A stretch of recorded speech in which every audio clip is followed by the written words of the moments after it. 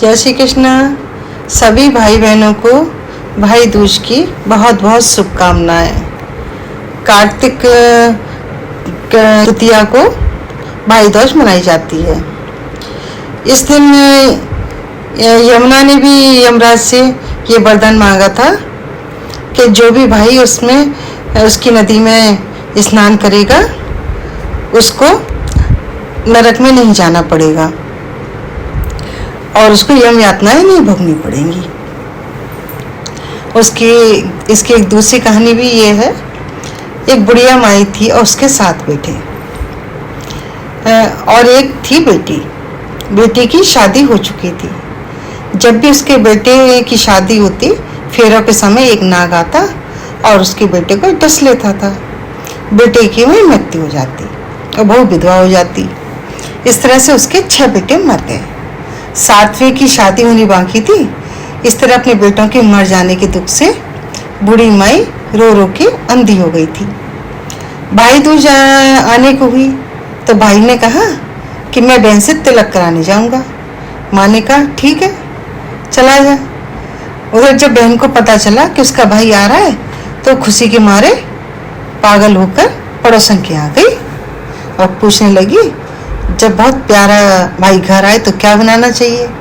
पड़ोसन उसकी खुशी को देख करके जल बन गई और कह दिया कि दूध से रसोई ली, घी में चावल पका। बहन ने ऐसा ही किया। अब ना दूध से रसोई लिपे ना घी में चावल पके। उधर भाई जब बहन के घर जा रहा था तो उसे रास्ते में सांप मिला। सांप उसे डसने को हुआ। भाई बोला, मुझे क्यों डस रहे हो।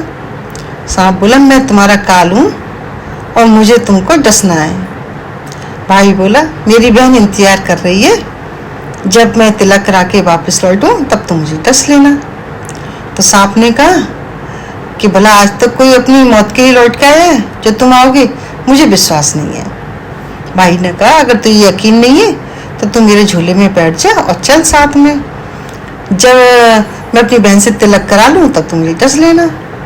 सांप ने ऐसा ही किया। भाई बहन के घर पहुंच गया। दोनों बड़े खुश हुए। भाई बोला, बहन जल्दी से खाना दे, बड़ी भूख लगी है। अब बहन क्या करे, ना तो दूध की रसोई सूखे और ना घी में चावल पके। भाई ने पूछा, बहन इतनी देर क्यों लग रही है, तो ऐसा क्या स्पेशल पका रही है। तब बहन बोली कि ऐसी ऐसी बात है कि ना तो रसोई सूख रही ना चावल पक रहे हैं। भाई बोला, पगली कहीं घी में भी चावल पके या दूध से कोई रसोई लिपी है। जा गोबर से रसोई लिप और दूध में चावल पका। अब बहन ने ऐसा ही किया तो रसोई भी लिप गई और खीर भी बन गई, चावल भी पक गए। अब खाना खा के भाई को बहुत जोर की नींद आने लगी। इतने में बहन के बच्चे भी आ गए। बोले, मामा हमारे लिए क्या लेके आए हो। भाई बोला, मैं तो कुछ नहीं लाया। तो बच्चों ने वो झूला ले लिया जिसमें सांप था। जैसे ही उसको खोला तो उसमें से हीरे का निकल आया। बहन बोली, भैया तूने बताया ही नहीं, तुम मेरे लिए इतना सुंदर हार लेके आए हो। भाई बोला, अगर तुझे पसंद है तो तू ले ले, मुझे हार का क्या करना। अगले दिन भाई बोला, अब मुझे जाना है, मेरे लिए खाना रख दे। बहन ने उसके लिए लड्डू बना के डिब्बे में रख दिए। अब भाई चला तो कुछ दूर जाकर के थक करके एक पेड़ के नीचे जाके सो गया। उधर बहन के बच्चों को भूख लगी तो बोले कि खाना दे दो माँ मुझे हमें। तो बोली, खाना बनने में तभी देर है। तो बच्चे बोले कि मामा के लिए जो रखा है वही दे दो। तो वो बोली, लड्डू बनाने के लिए जो बाजरा पीसा था वही बचा पड़ा है चक्की में, जाकर ले आओ। तो बच्चे लेने के लिए गए तो देखा चक्की में तो सांप की हड्डियां पड़ी हुई हैं, सांप मरा पड़ा है उसमें। ये बात आकर के बच्चों ने माँ को बताई तो वो तो पागल सी हो गई और भाई के पीछे भागी। रास्ते भर लोगों से पूछती गई, किसी ने मेरा गैल बटोई देखा है, किसी ने मेरा बावरा भाई देखा है। तब एक ने बताया, कोई एक लेटा तो है पेड़ के नीचे, देख ले कहीं वही तो तेरा भाई नहीं है। तो भागी भागी पेड़ के नीचे पहुंची। अपने भाई को नींद से उठाया कि भैया तूने कहीं लड्डू तो नहीं खाए? भाई बोला ये ले तेरे लड्डू। नहीं खाए मैंने। ले दे के लड्डू ही तो दिए थे तूने, उसके लिए भी तो पीछे पीछे से आ गई। बहन बोली नहीं भाई तू झूठ बोल रहा है, तूने जरूर कुछ खाया है, अब तो मैं तेरे साथ ही चलूंगी। भाई बोला तू नहीं मान रही तो चल फिर। चलते चलते बहन को प्यास लगी। अब भाई को कहती है मुझे पानी पीना है। भाई बोला अब तेरे लिए मैं यहाँ पानी कहाँ से लेके आऊँ? जा देख कहीं अगर चील उड़ रही है तो चली जा, शायद तुझे पानी मिल जाएगा। तो बहन ने देखा एक जगह चील उड़ रही थी, तो गई बहन वहाँ पे और पानी पीकर लौट रही थी। तो रास्ते में देखती है एक जगह कि जमीन में 6 सिलाएं गड़ी हुई हैं और एक बिना गड़े रखी हुई है। तो उसने एक बुढ़िया थी वहाँ पे जो खड़ी थी, उससे पूछा ये सिलाई कैसी है अम्मा, मुझे बता दे, इसकी कोई कहानी है क्या? तो बुढ़िया ने बताया एक बुढ़िया है, उसके 7 बेटे थे, 6 बेटे तो शादी के मंडप में ही मर गए और उनके नाम की ये सिलाएं जमीन में गड़ी हैं। अभी 7वें की शादी होनी बाकी है, जब उसकी शादी होगी तो वो भी मंडप में ही मर जाएगा, तब यह 7वीं सिला भी जमीन में गड़ जाएगी।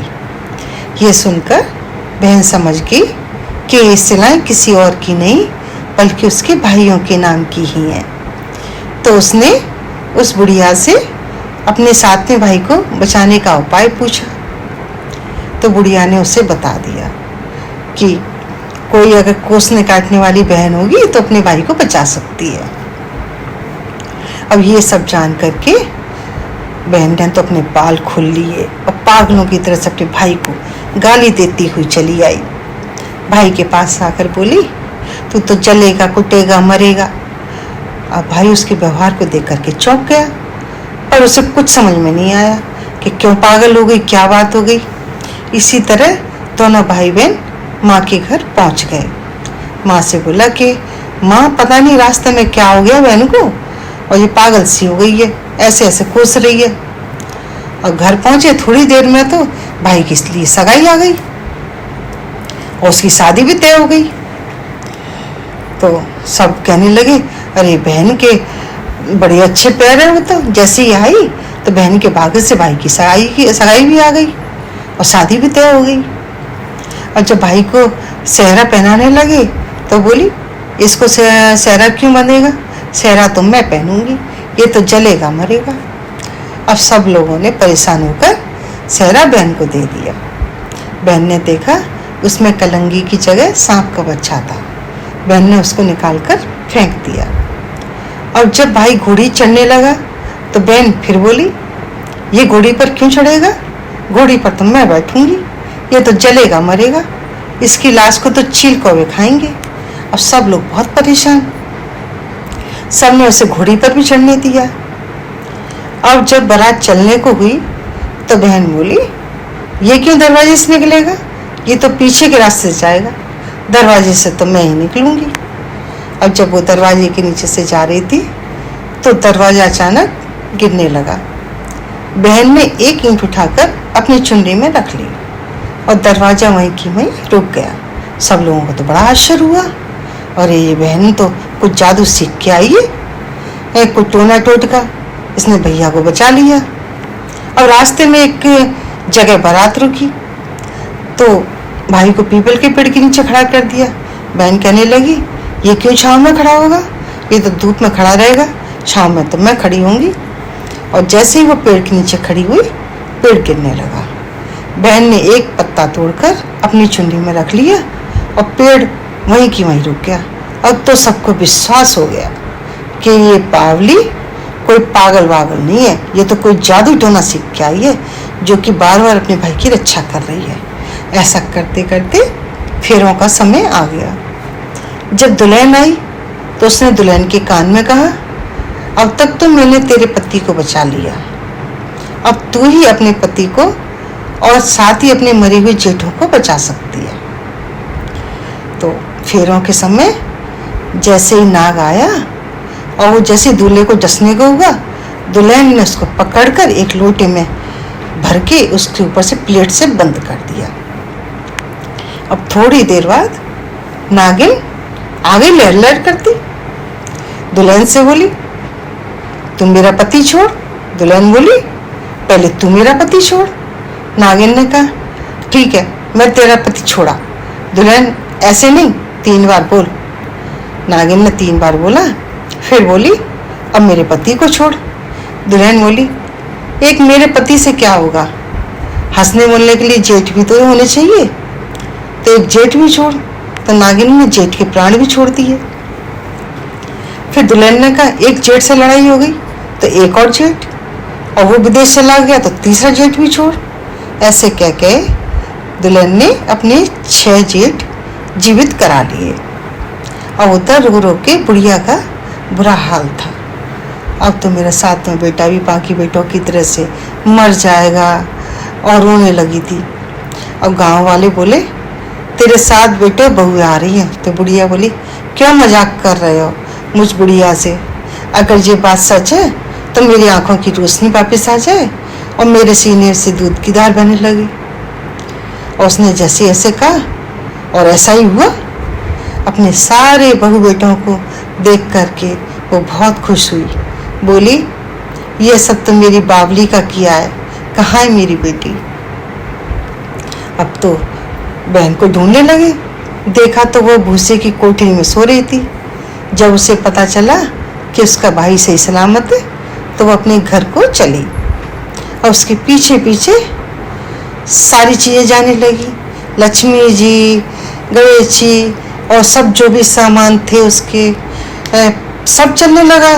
पेड़ पौधे सब चलने लगे। तो बुढ़िया बोली, बेटी पीछे मुड़ के तो देख ले, तो क्या सबको साथ ले जाएगी? अगर सबको साथ ले जाएगी तो तेरे भाई भाभी क्या खाएंगे? तो बहन ने पीछे मुड़कर देखा और कहा, जो माँ ने अपने हाथों से दिया वो मेरे साथ चल, बाद बाकी का भाई भाभी के पास रहे। इस तरह से एक बहन ने अपनी भाई की रक्षा की। तो जैसे बहन ने अपने भाई की रक्षा की, ऐसे सभी भाई सही सलामत रहें, अच्छे से रहें, खुश रहें, स्वस्थ रहें। और अगर आप सबको ये कथा पसंद आई हो तो प्लीज़ लाइक, शेयर या कमेंट जरूर करें और साथ में सब्सक्राइब करना ना भूलें। जय श्री कृष्णा।